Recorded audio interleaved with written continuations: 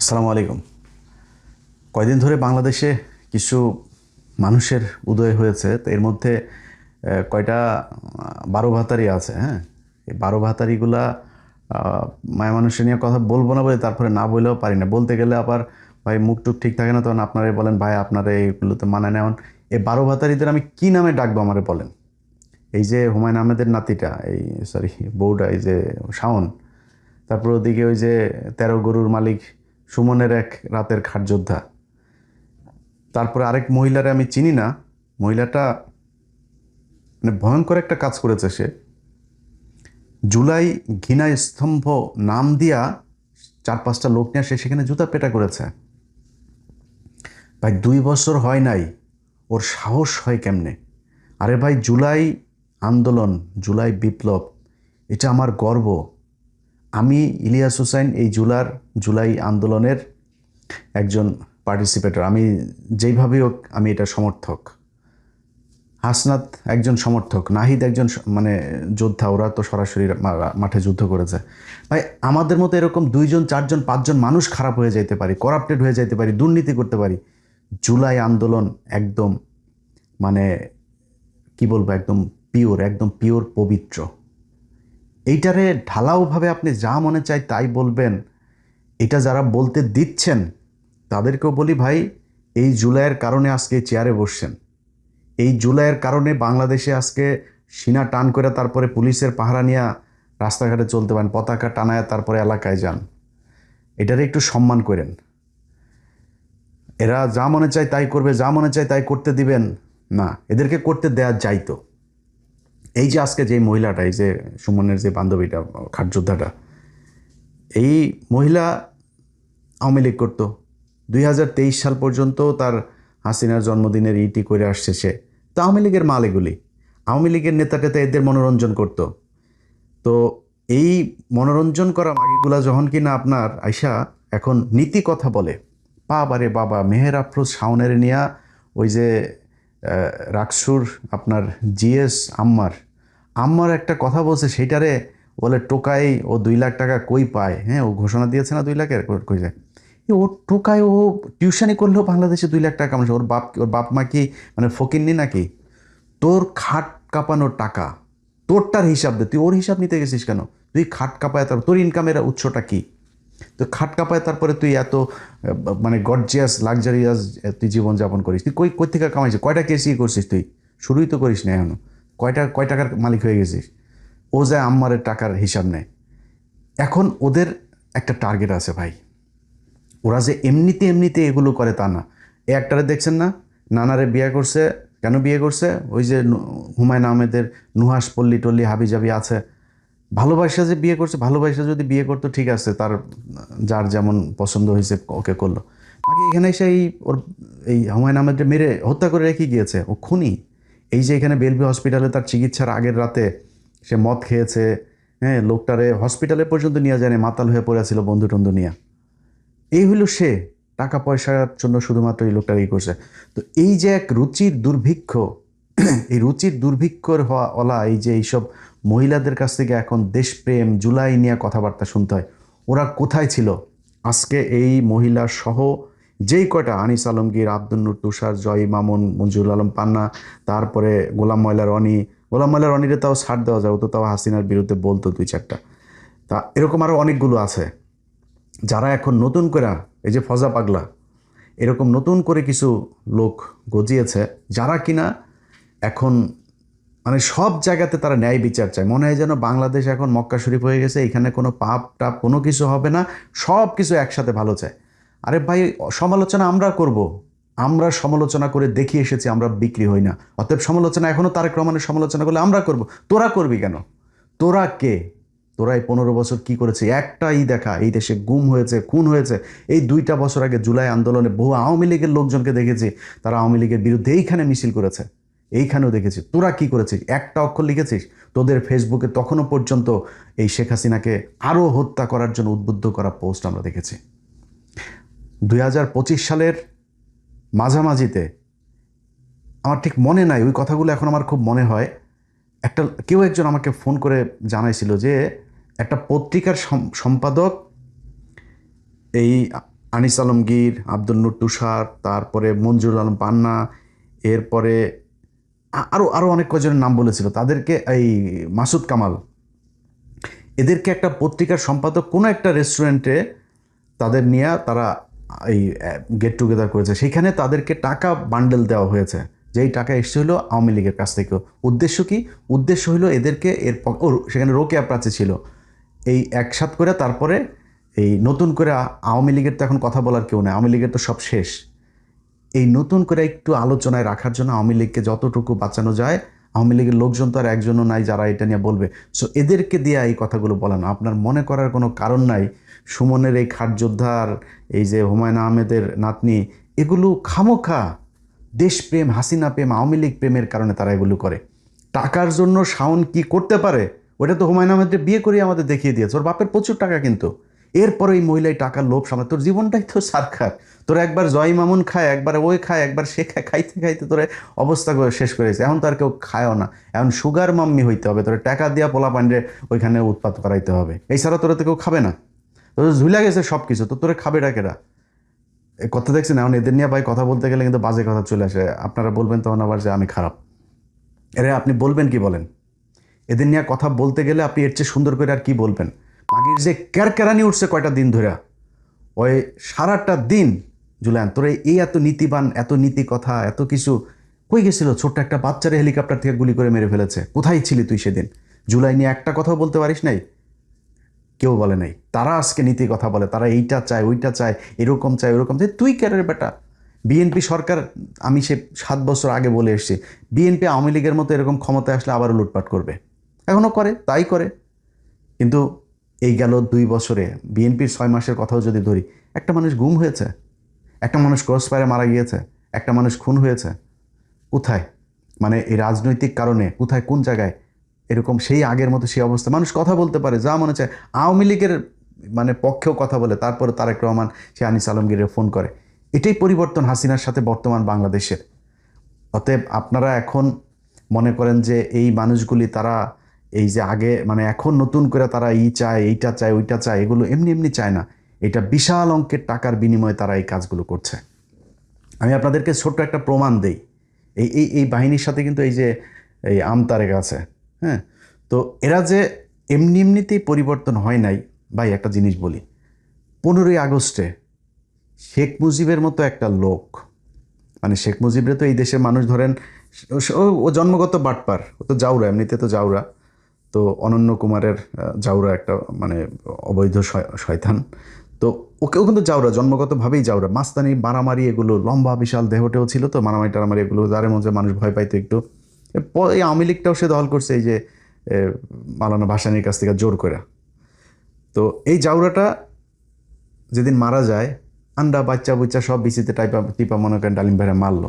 এই যে মারলো, মরার পরে আওয়ামী লীগের লোকগুলি মিষ্টি কিনা নেতৃত্ব দিয়েছে, মিষ্টি কিনা জনগণের নিয়ে রাস্তায় নামছে আওয়ামী লীগের লোক। তাদের এই যে মতিয়া চৌধুরী, তারপরে এই যে হাসানুল হক, ইনু মিনু যা আছে, এরাও ছিল না ট্যাঙ্কের উপরে দাঁড়ায় না, তারা মানুষকে রাস্তায় নিয়ে এসেছে, মিষ্টি বিতরণ করে খেয়েছে, তারা সেদিন মন্ত্রিসভার শপথ পড়েছে, এই সেই আওয়ামী লীগ। আরে ভাই, হাসিনারে তো মারেও নাই, হাসিনা পলায়া চলে গেছে, বাদ যেতে তারা বাধ্য করছে, সেটা লাথি দিয়ে বার করে দিয়েছে। আপনাদের এত পীড়িতি হয়ে গেল, আপনারা এত মানুষ লেগে গেলেন, প্রায় 10-15 জন এই যে একসাথে লেগে গেলেন। আপনাদের চেয়ে বহু মুজিব প্রেমিক লোক ছিল, একটা মানুষ নামলো না, আর আপনারা আজকে এত ভয়াবহ পরিস্থিতির ভেতরে নেমে গেলেন। এত সোজা হুদাই মোটেই না। তারা টাকা পয়সা নিয়ে তারপরে এগুলো করছে। এটা প্রমাণটা আপনারা এই আমতারেককে দিয়ে দেখায়। আমতারেকের এই যে 32 নাম্বার, এই যে শেখ মুজিব, বিশাল প্রেমের বক্তব্য তার।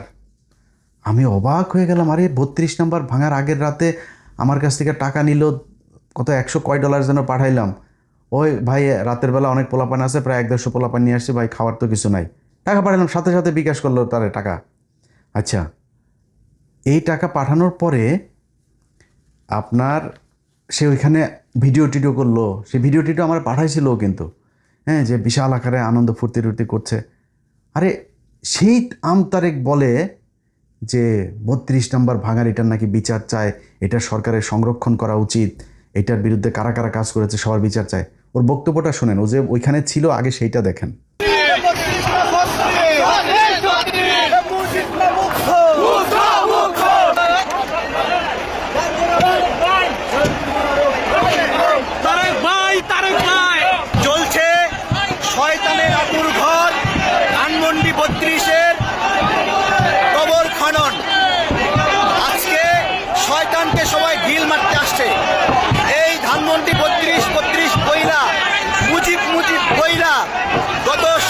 বছর আমাদের উপরে নিপীড়ন করেছে।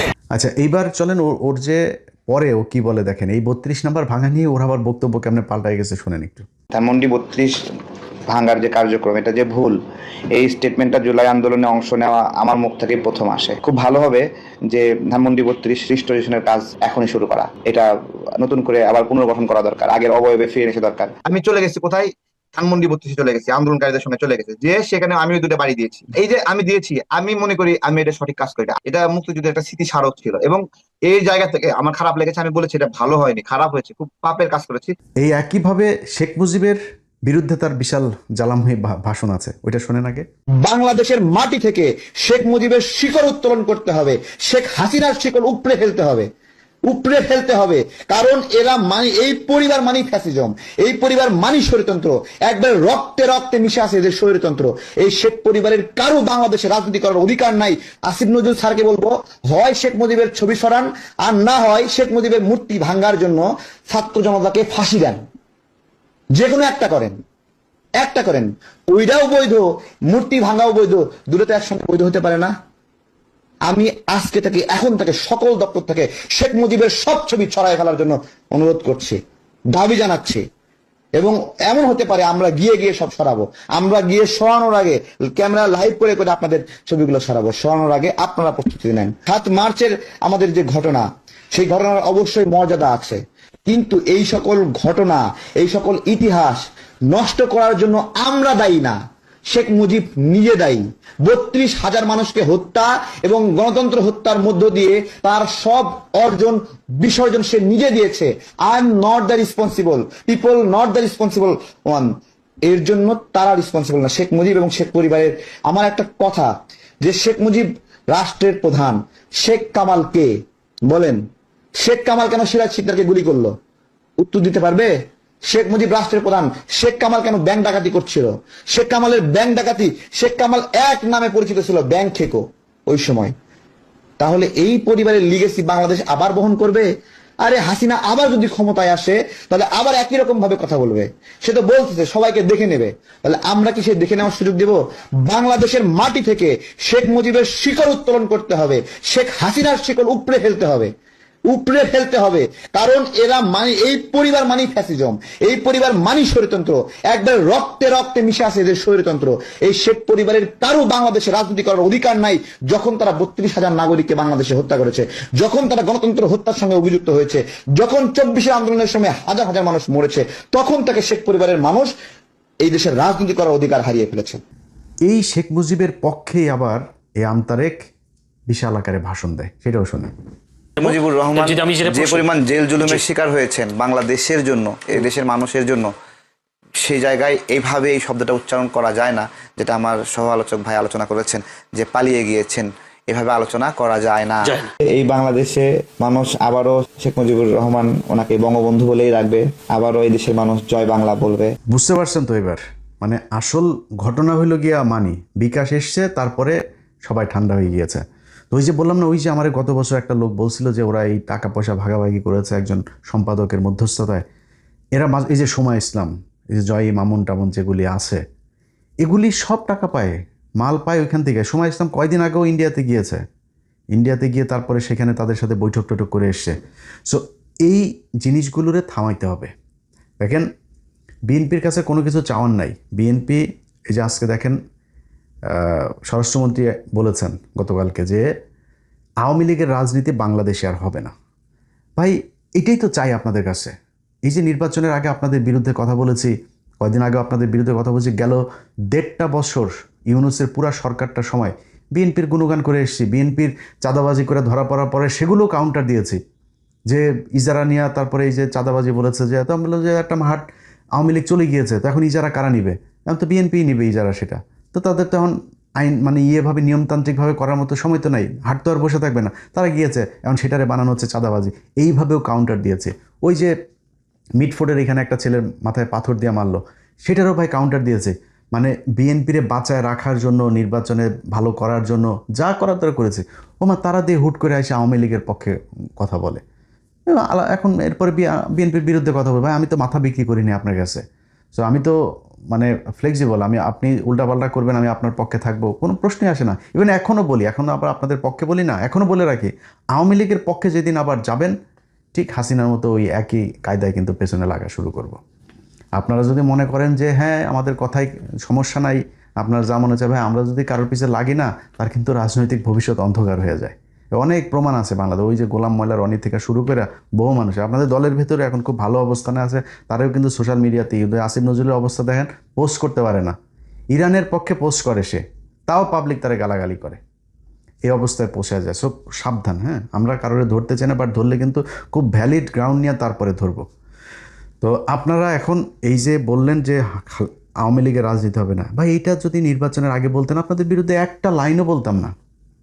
এটাই তো চাই। এই যে তারেক রহমান চীন সফর করলো আগে, তারপরে সে বলল যে তিস্তা প্রকল্প যে কোনো মূল্যে হবেই, ভাই আর কি লাগে আপনাদের কাছে? আমি তো তদবির নেওয়া যাই নাই, আপনাদের কাছে আমি টেন্ডারবাজিও করতে চাই নাই, চাঁদাও নিতে, আপনার মন্ত্রী হইতে চাই নাই, উপদেষ্টা হইতে, কিছুই হইতে চাই নাই, খালি এইটা চাই।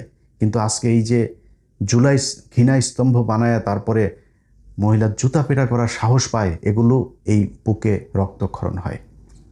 এটা ভাই দেখতে চাই না। আপনারা প্রীতি দেখান, অন্য মানুষের সাথে দেখান, আওয়ামী লীগের মানুষের গোপনে গোপনে যারা আওয়ামী লীগের পলায় আছে এদের সব যা মনে আছে যেমন মন চাই করেন, কিন্তু এরকম চোখের সামনে আইসা তারপরে ওই ৭১-এর ঢাল বানায় তারপরে জুলাইরে ছোট করে কথা বলবে, এটা আমরা হইতে দিব না। এইটা যদি নাকি চলতে থাকে তাহলে কিন্তু পরিস্থিতি ভয়াবহ হবে। কারণ হইলো আপনি যদি আইনগতভাবে তাদের ব্যবস্থা না হয়, তখন মানুষ আইন হাতে তুলে নেয়, এটাই তো স্বাভাবিক, খুব ন্যাচারাল একটা প্রসিডিউর। আপনাকে জিডি করেছে, তদন্ত করবেন, তারা যদি সেখানে লিঙ্ক টিঙ্ক সহ সব কিছু দিয়ে দেওয়া হয়েছে, তো আপনি যদি নাকি এই জিডি অনুযায়ী তাদের বিরুদ্ধে ব্যবস্থা নেন, সেটা তদন্ত করে যদি সত্যতা পান, সেটা মামলা হবে, মামলা হলে তারা গ্রেপ্তার হবে, গ্রেপ্তার হওয়ার পরে তারপরে যে শাস্তি সেই শাস্তি তারা পাবে। সো আপনি এটা না করলে তখন মানুষ আইন হাতে তুলে নিবে আস্তে আস্তে। এটাই তো মানে হয় সারা পৃথিবীতে, এটাই হয়েছে। যখন আইনের বিচার ফেইলুর হয় তখন মানুষ আইন হাতে তুলে নেয়। সেই পরিস্থিতিতে আমরা কাউকে যেতে বলি না, সেটাকে আমরা সাপোর্টও করি না, প্রভোগ করি না, পুশ করি না, কিছুই করি না। বাট আপনাদেরকে এই কাজগুলো করতে হবে। এদের আস্ফালন দেখতে খুব খারাপ লাগে। এরা যায় এখন টকশো মকশোতে যায়, তারা জুলাই টুলাইরে নিয়ে যা মনে চায়, মানে জুলাই অ্যাজ ইফ যে কিছুই ঘটে নাই সেখানে। হ্যাঁ, জুলাইয়ের কয়েকটা পোলাপানের আপনার দুর্নীতি মুর্নীতির সামনে নিয়ে এসে তারপর আরে বেটা এই জুলাইতে যে মানুষ, এমন মানুষ মারা গিয়েছে, এমন মানুষ চোখ হারিয়েছে, পা হারিয়েছে, হাত হারিয়েছে, তারা আসেও নাই তাদের কোনো সুবিধা নিতে। এমনও পরিবার আছে জানি যে তার পরিবারের ওরা সরকারের কাছ থেকে চিকিৎসার সুবিধাটাও পর্যন্ত নেয় নাই। তারা নিজের দেশপ্রেম থেকে, ইমানের থেকে তারপরে তারা সেদিন রক্ত দিয়েছে, জীবন দিয়েছে। এত সহজ না এটা, একদম মানে কি বলবো যে সবচেয়ে পবিত্র, আমার জীবনের দেখা সবচেয়ে পবিত্র একটা সংগ্রামের মধ্যে একটা হচ্ছে জুলাই সংগ্রাম। তুই বেটা জুলাই লেখা তারপরে সিডিআই লেখিস, তো জুলাই সিডিআই ওখানে বসে বসে লেখা তো লাভ নাই। তুই জুলাই সিডিআই লিখবে, আমরা হাসিনা সিডিআই লিখবো, মুজিব সিডিআই লিখবো, রাসেল সিডিআই লিখবো, কামাল সিডিআই লিখবো, কামালের বহু সিডিআই লিখবো, সব সিডিআই লিখবো। তোদের চেয়ে লোকজনকে আমাদের কম আছে নাই? সারাদিন চিল্লায় লাভ নাই। সারাদিন চিল্লাপাল্লা করলেও সেই মানে ইলিয়াস হোসেন, পিনাকি ভট্টাচার্য, কনক সারর এগুলো হওয়া যাবে না। কারণ এগুলো হইতে হলে মানুষের সমর্থন লাগবে, যেই সমর্থন আপনাদের ভাই বাংলাদেশে নাই। ওই যে মদখোর একটা আছে, কি যেন একটা নাম, কই থাকে যেন, এই আয়সা ঘাও ঘাও ঘ্যান ঘ্যান ঘ্যান, এগুলি করে কি লাভ আছে ভাই? এই দেশের মানুষ জানে, চোখের সামনে ঘটেছে। শেখ মুজিবের মতো তার বই পড়ে এগুলো জানতে হয় না। মানুষ ভিজুয়াল মিডিয়াতে, ক্যামেরা, ছবি, এগুলো মোবাইলে তারা দেখেছে, নিজের চোখের সামনে দেখেছে এগুলো কি ঘটেছে জুলাইতে। সো এটা ইতিহাসের অংশ। এই ইতিহাস থেকে বাংলাদেশের মানুষকে বিচ্যুত করা যাবে না।